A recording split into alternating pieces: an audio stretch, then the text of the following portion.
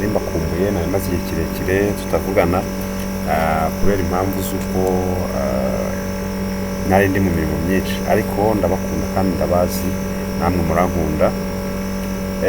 Hari ibintu byinshi bigenda binyereka ko munkunda kandi ibyo bintu njya mbibona nkabimenya cyane cyane ko nkunze gusanga mwaturebye mwatwitayeho. Nanjye nizi hano mu Bigori kugira ngo tuganire, tuvuge ibyubaka, tuvuge ibintu bifite agaciro, tuvuge ibintu bishobora kugira icyo bitumarira. Ubwo rero niyo mpamvu ubona naje ahangaha.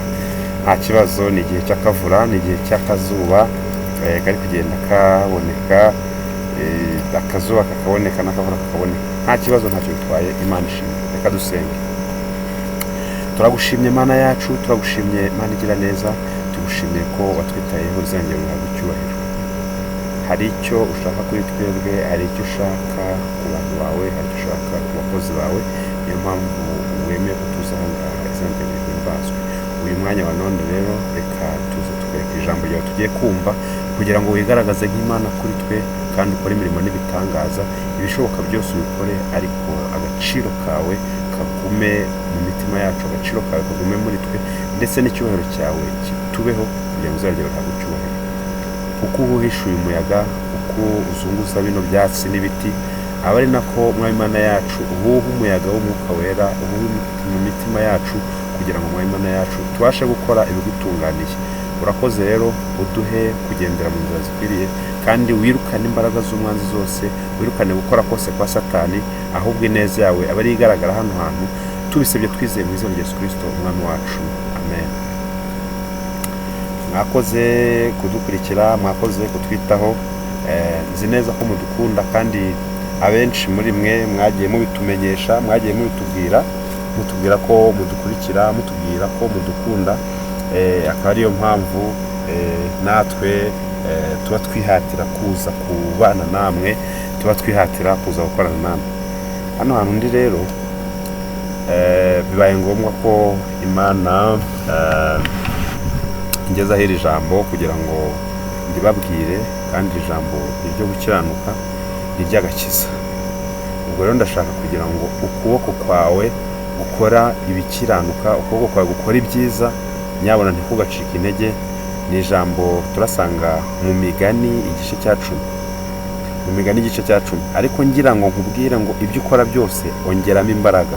Bipfa kuba ari byiza gusa, bipfa kuba ari ibintu wabwira n'undi muntu, bipfa kuba ari ibintu ushobora kuvuga uti ibi bintu bizageza abantu ku gakiza, ibi bintu bizatuma abantu bemera Imana. Ikintu cyose ubona ukora ukabona abantu wagikora bakemera Imana, icyo kintu ugikore utitaye ngo barakireba, utitaye ngo baracyumva, ahubwo ujye ugikora. Nibyo turimo rero hano, nibyo najemo, kugira ngo namwe ukuri nimukumenya kukababatura, muzakuvuge, mumenye ukuri kandi ukuri kuzababatura. Mu Migani igice cya 10 haratubwira ngo, turahera ku murongo wa 2, turasoma uwa 2 n'uwa 3. Baravuga ngo ubutunzi bubi ntacyo bumara, ariko gukiranuka kudukiza urupfu. Mu murongo wa 3, Uwiteka ntazemera ko umukiranutsi yicwa n'inzara, ariko ahakanira abanyabyaha ibyo bararikira. Mwakire neza ijambo ry'Imana. Uyu muntu wanditse iyi migani mu by'ukuri yayanditse atari kuvuga ngo hari ikindi yari agambiriye, cyangwa se ngo agambiriye ngo bamurebe cyangwa bamumenye. Twaramumenye uyu mugabo Salomo, ariko ngo ubutunzi bubi ntacyo bumara, ariko gukiranuka kudukiza urupfu.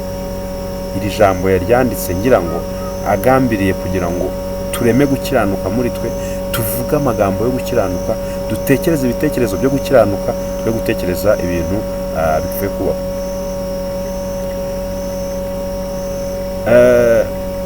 Ikindi yashakaga kumenyesha ngo ariko gukiranuka kudukiza urupfu, ubutunzi bubi ntacyo bumara, ariko gukiranuka kudukiza urupfu.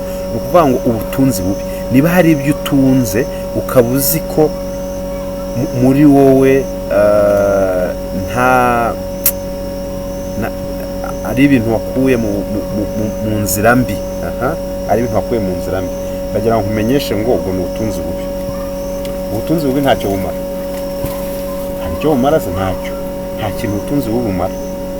Ariko iyo umuntu akiranutse bimukiza urupfu. Ndavuga urupfu rwo mu bugingo, urupfu rwo mu bugingo, mu mutima, urupfu rwica bya bindi bizatuma tubona Imana. Urwo rupfu iyo umuntu akiranutse ruragenda, nirwo rupfu baba bavuga. Burya ntabwo ari uyu mubiri, si iyi myenda twambaye, si uyu mubiri, ni urupfu rwo mu gihe, mu cyiciro cy'ubugingo. Gukiranuka kudukiza urupfu, kandi ubutunzi bubi bwo ntacyo bumara. Niba hari umwambaro wambaye ukaba uzi ko ugusha mwene so, niba uzi ko hari ibyo wambara bikagusha mwene so, icyo kintu gitunzemo iki? Niba hari telefone ufite ikaba ariyo ikugwisha, witunzemo iki iyo telefone? Niba se byarakunaniye kwifata mu mafaranga ufite, ayo mafaranga kumariye iki? Uzapfa ukayasiga? Ese uratekereza ko ayo mafaranga ariyo azakubeshaho paka? Kandi umuntu abeshwaho n'ijambo ry'Imana. Niba amafaranga akunaniye kwitwara neza, ese mugenzi, uratekereza ngo niba amafaranga udashoboye kuyakiranukamo, ukaba udashoboye gukiranuka ku myambaro wambara, ukaba udashoboye gukiranuka ku bagenzi n'abaturanyi, ibyo bintu bibitse mw'iki muri wowe? Ubutunzi bubi. Ubutunzi bubi ni ibyaha. Ubutunzi bubi ni ibyaha twirirwa dukora. Burya buno ubutunzi bubi ubibikamo iki? Ibyaha ubibikamo iki? Biriya ni ubutunzi bubi. Ubutunzi bubi ni ubukozi bw'ibibi, ni ibintu waronse ariko ubikuye mu manyanga. Ibyo ni ubutunzi bubi, ntacyo bumara. Rero ibyo ngibyo ntacyo buzakugezaho, ntibwakugeza ku Uwiteka, ntibukugeza ku cyubahiro, ahubwo ingororano y'ibyo bibi, ikizavamo inyungu yabyo ni ukukwandagaza no kugutesha agaciro. Niho bakubwira ngo ambara neza, wicumuza abantu, ambara wikwize, ambara amaguru yakwize ugeze aho bigomba kugera, ambara agatuza, ambara mu mutwe, ambara mu maboko, ambara ku nda, ambara neza wikwize, ntiwambare neza. Burya ubwo ni ubutunzi wibitseho. Ushobora kuba wibwira ngo ubwo bwiza uriho urata, cyangwa se icyo cyubahiro uriho urata, bakakubwira kwambara neza, ntiwambare neza, ahubwo ugashaka gucumuza abantu buri munsi. Ntugire ngo ibyo ngibyo bizagarukira aho ngaho. Ibyo bintu bahora bagutota gukora ntubikore.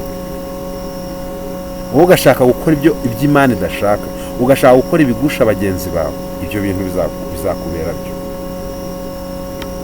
Nkunze guhura n'abantu mu nzira, kubera ko bazi ko nkunze kubadisikitaho, twajya guhura akaba yambaye ikintu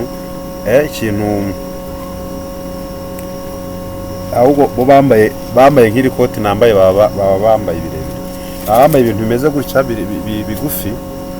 Noneho urabona nk'iri kote ringeze hano mu mavi, wenda ntabwo murabasha kurireba neza, ariko ringeze mu mavi. Noneho wahura nawe ukabona atangiye kugira utya, ukabona atangiye kumanura. Se buryo ubumanura nkawe uramanura koko iyo wambara ibimanuye ko biba bihari mu soko? Iby'abana bagufiya cyangwa se batoya urabyambara bitagukwiye ngo bigende uramanura umanura iki? Ibyo ni ubutunzi bubi, ibyo ntacyo bimaze. Ariko ngo gukiranuka kuzagukiza urupfu. Urupfu mvuga nta rundi, ni urupfu rwo mu rwego rw'ubugingo. Urupfu ni urwo mu bugingo. Gukiranuka kuzagukiza urupfu.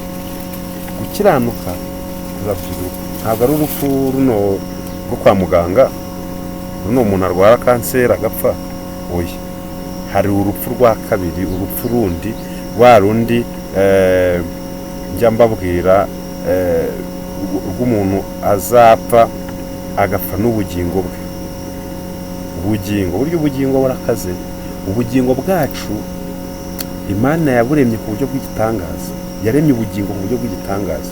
Niba ubugingo bwawe rero ubufashe nabi, ukabufata nabi, ukambara ibidakwiye, ukumva ibyo udakwiriye kumva, ukareba ibyo udakwiriye kureba, ugatekereza ibyo udakwiriye kuba watekereza, si nk'umuntu utekereza ngo agiye kwica mugenzi we, ntacyo bimumariye.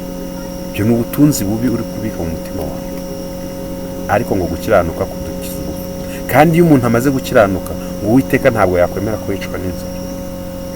Iyo umuntu yemeye gukiranuka, amagambo yo kumuhaza, amagambo yo kumusubizamo ibyiringiro, amagambo yo gutuma yongera kwigarurira icyizere aba menshi muri we. Kandi icyo gihe Uwiteka aramurengera. Imana itugirire neza, Imana idufashe. Nawe ndagusaba gukiranuka kugira ngo inzara igiye gutera mu buryo bw'umwuka itazagutera. Nkukuriye inzira ku murima, nubona ubutunzi bubi bukugejeje ahantu hazima, uzangaye. Njyewe ntabwo nakubesha. Umva, nta gihe ubutunzi bubi buzakugeza ku kintu gishitse. Nta gihe ubutunzi bubi buzakugeza ku bintu bifatika. Ushobora kwiba, ukica, ukashaka gukora ibintu byinshi cyane, ariko nta gihe na gito ubutunzi bubi buzakugeza ahantu hazima. Ibyo rero ubyumve kandi ubyiteho mugenzi wanjye. Njyewe ubwo nari mbonye uyu mwanya wo kuganira nawe, ni nawo mwanya mbonye nanone wo kugukurira inzira ku murima, nkubwira ngo ubutunzi bubi ntushaka ubuhagarike, ahubwo wakira agakiza. Murakoze, Imana ibagire neza kandi Imana ibahe umugisha. Umenya ngo Uwiteka ntabwo yakwemera ko umukiranutsi yicwa n'inzara. Niba uri umukiranutsi, humura, Yesu azakugaburira. Niba uri umukiranutsi, humura, Imana izakugirira neza. Murakoze, Imana ibafashe kandi bamuhe imbaraga. Reka dusenge. Uwiteka, Imana igira neza, Imana ikomeye, Imana ifite ubutware n'ubushobozi, turagushimye. Tugushimiye ko waturengeye, tugushimiye ko watwitayeho. Uyu munsi niwe watuzanye ahangaha, izina ryawe rihabwe icyubahiro. Turakwinginga rero kugira ngo udufashe, udukomereze mu buntu bwawe, udufashishe urukundo rwawe n'ineza yawe, kandi ubuntu bwawe bukomeze kutubaho. Uturinde icyatuma tutabukorera, aho gutwambikiye ibintu bisaba bifite agaciro, utwambike ibintu bifite akamaro. Tubisabye twizeye mu izina rya Yesu Kristo umwami wacu, amen. Murakoze, Imana